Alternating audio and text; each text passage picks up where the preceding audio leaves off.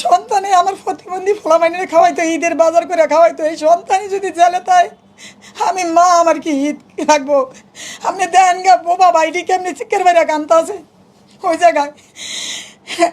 আমার ছেলে থাকলে আমার কেমন ঈদ কাটবো? আমার ছেলে বাড়াইছে, মা তুমি কি একটা গরু কিনো গা ছোটো ছোটো থেকে, আমার ভাই বোন বোবা এটি আরেকজনে গোস্ত খাইবো, আমার ভাই বোন চা থাকবো, আমি ছোটো থেকে একটা দিব আমার ভাই বোনে যাতে খায়। হে দিতে পারবো না, তা আমার ঈদ আর পদ্দুর ভালো যাইব। তা আমার এ দূরে আবেদন, আমার আমার সৎ ছেলেটা জেলে, আমার আপন ছেলেরা আমার পাশে যে আহে, এটাই আমি চাই। আমি মামলা মহাদিনা করবো না, কিছু করবো না। ওই আল্লাহর যদি মেহরবানি থাকে, আমার ছেলেকে যদি আদর ভালোবাসা থাকে, তাহলে আমার ছেলে মুক্তি পাইব আল্লাহর রহমতে ইনশাল্লাহ। এই বন্ধু তো না করতে পারে না, যেহেতু আমার বাসাতে আবি না। যখন বন্ধুরা যদি একটা ছবি তুলতে আইতে চায় বা আসছে, মামুন কি কখনো বলতে পারবো যে আমার বাসায় আসবি না? এটা কি বলা সম্ভব? মামুন সেলিব্রিটি আসতে আসে, তখন লাইলা আমার বলতে আছে, তখন এই লাইলার সাথে কিন্তু আগে তো একটু পরিচয় নিয়ে আসা, এমনি যেমন হালকা পাতলা দেখা সাক্ষাৎ করে, আবার ওই যে একখানে বৈশা খায়, কন্টিন মেনটেন করে, এই সেই এই আর কি। তখন লাইলার বাসায় যায় নাই। তখন লাইলা এবার বলতে আছে যে আন্টি, মামুন তো এই জায়গা থাকাটা নিরাপত্তা না, এই জায়গা থাকাটা খুবই রিস্কের ব্যাপার। আপনি থাকেন গ্রামে, বাড়ি টাড়ি করতেছেন, গ্রামে থাকেন, লাইলা আমার আমার বাসা নিচে খালি আছে, তা মামুন আমার বাসায় থাকুক। তা আমি কি, না তোমার বাসায় থাকতে গেলে এটা কেমন দেখা যায়, খারাপ দেখা যাইতেছে না? আন্টিটা আমার নিজের বাড়ি, ও তো আমার ভাইয়ের মতন, সমস্যা কি? ও আমার বাসায় থাকুক। ও লাইলাই ঠিক আছে রইছে। যখন আমার বাড়ির কাজকাম শেষ হয়ে গেছে, তখন আমি আবার বলছি যে এখন মামুন চলে যাব। এখন যে চলে যাব করে কইছে, এখন লাইলাই কইতেছে না যাইতে পারবো না। কেন? না যাইতে পারবো না। ও কি করতো, মামুনের ফেসবুকের আইডি বন্ধ করে রাখিয়া ওর আইডিতে সব ভিডিও ছাড়তো। লাইলার তোর বাংলাদেশে কেউ চিনে নেই। মামুন তো 10 মিলিয়ন অর্জন করছে আরও 3 বছর আগে। এখন মনে করেন সবাই এটা দিয়েই লাইলার এই ভিডিও সাথে সাথে লাইলার ভিডিওতে অনেক ভিউ হয়েছে, অনেক টাকা কামায়, অনেক ইয়া করে। মামুনের আইডিতে 2টা 3টা করে সারে, যেই টাকা আসে ওইটা দেয়, আমরা চলি। আর আমাদের বাড়িটা করছি আমি নিজে 8 লাখ টাকা 9 লাখ টাকা আমি নিজে জমাইছি। তখন লাইলার সাথে সম্পর্ক ছিল না, তখন জমাইছি, জমায় বাড়িটা করতে গেছি। তখন আবার একটা মামুনের প্রাইভেট গাড়ি কিনছিল না, মামুন নিজে টাকাটা কিনছে, তখন লাইলার সাথে সম্পর্ক ছিল না। ওই গাড়িটা বিক্রি করছি, ওগুলো বিক্রি করিয়া তারপরে আমি মনে করেন বাড়ির কাজগুলো করছি। এরপরে এখন যখন আমি কইতেছি না মামুন এখন থাকবো না, আমি গ্রামে চলে যাবো, তখন কয় গ্রামে গিয়ে কি কাজ করতে পারবো? গ্রামে গিয়ে তো আর কাজ করতে পারবো না, থাকো রয়েছে এখন, কোনো সমস্যা তো হয় না। কি সমস্যা?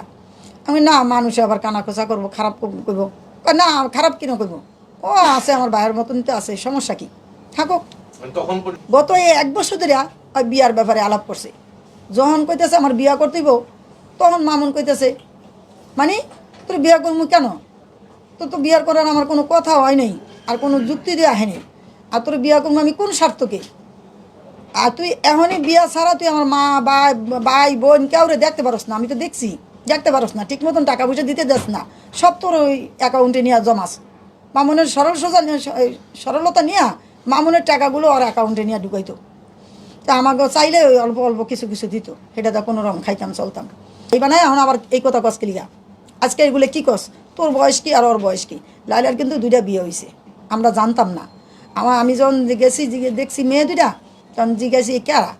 আমার বোনের মেয়ে, বোনেরা বিদেশ থাকে, বোনের মেয়ে। আর মামনের কাছে বলছে বলে কাজিন নাকি, কাজিন পাই কি রেখছি না। তা আমার কইছে বোনের মেয়ে, তা আমিও সবার কাছে কইছি ওর বোনের মেয়ে।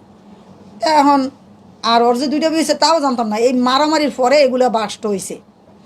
তা এখন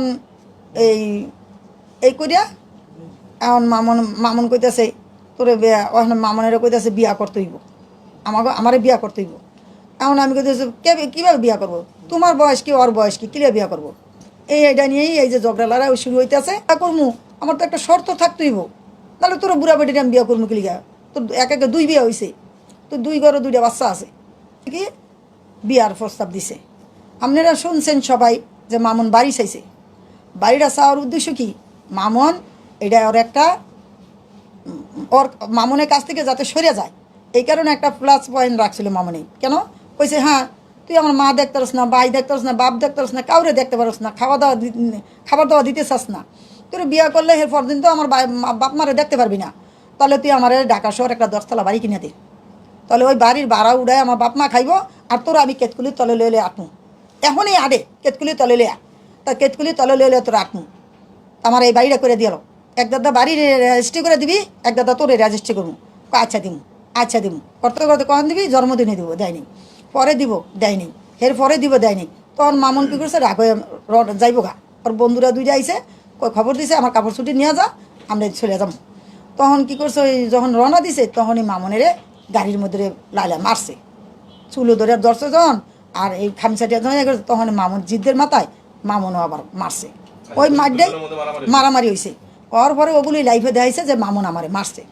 যখন থাকতে পারছে হ্যাসমকার দর্শন করে নেই, ও কালকে মামলা করছে, এই মামলা জামিন হয়ে যা গেছে দিকে আজকে দর্শন করে লাইছে।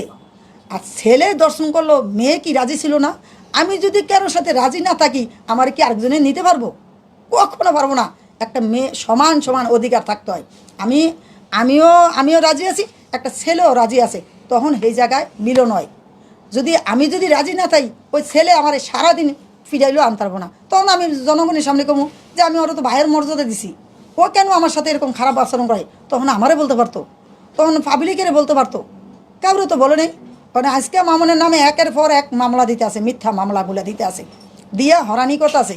এনে আবার এখন বলতেছে আমার কথায় ওর ইয়ে আছে, ওর মোবাইলে ইয়ে আছে, এই মামলা আমি তুলে নিমু যদি তুমি আমার এই কথায় রাজি থাকো, হয় আমারে বিয়া করতে দিব, আর না হলে আমারে কত 9 লাখ টাকা না 90 লাখ টাকা, 90 লাখ টাকা দিতে হইব, 90 লাখ টাকা দিতে হইব।